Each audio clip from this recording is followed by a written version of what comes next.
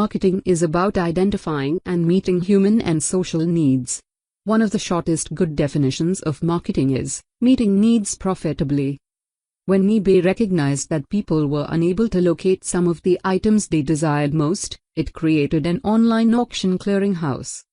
When IKEA noticed that people wanted good furnishings at substantially lower prices, it created knockdown furniture.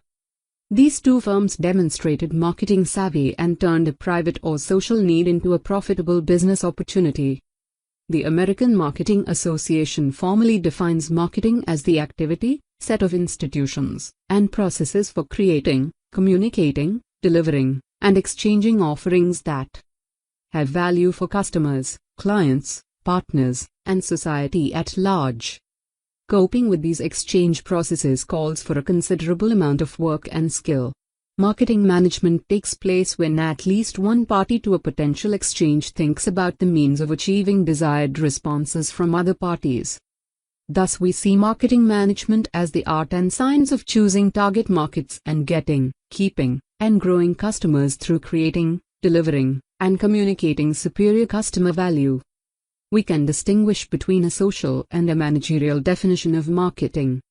A social definition shows the role marketing plays in society. For example, one marketer has said that marketing's role is to deliver a higher standard of living. Let's see a social definition that serves our purpose. Marketing is a societal process by which individuals and groups obtain what they need and want through creating, offering, and freely exchanging products and services of value with others.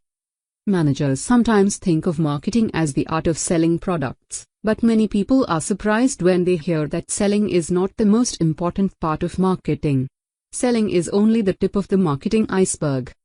Peter Drucker, a leading management theorist, puts it this way: there will always be need for some selling as one can assume, but the aim of marketing is to make selling superfluous. The aim of marketing is to know and understand the customer so well that the product or service fits him and sells itself. Ideally, marketing should result in a customer who is ready to buy. All that should be needed then is to make the product or service available.